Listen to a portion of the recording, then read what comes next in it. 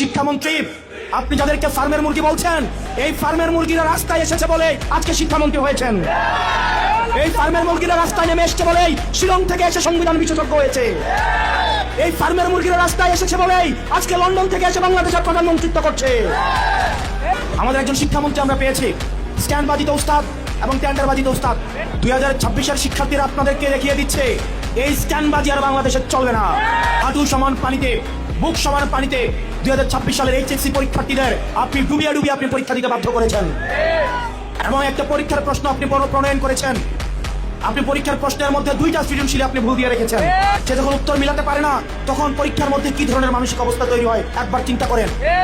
আপনারা একবার দুঃখ প্রকাশ করার প্রয়োজন বোধ করলেন না, বরং এই শিক্ষার্থীদেরকে আপনারা বলছেন মাদকাসক্ত। শিক্ষামন্ত্রীকে বলবো, শিক্ষার্থীরা গিনিপিগ নয়, শিক্ষার্থীদেরকে নিয়ে এক্সপেরিমেন্ট বন্ধ করুন। কিছুদিন পর পর একটা জিনিস ইচ্ছা হয়, আপনারা সেটা তাদের উপরে চাপিয়ে দেন, শিক্ষার্থীদের উপরে চাপিয়ে দেন।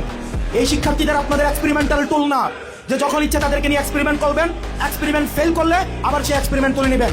কারণ আপনাদের সন্তানরা দেশে পড়াশোনা করে না, আপনাদের সন্তানরে আপনারা বিদেশে রেখে পড়াশোনা করান। পরের সন্তানদেরকে রাস্তায় রেখে রাজনীতি করাবেন, পরের সন্তানের ভবিষ্যৎকে নষ্ট করবেন, পরের সন্তানদেরকে নিয়ে এক্সপেরিমেন্ট করবেন।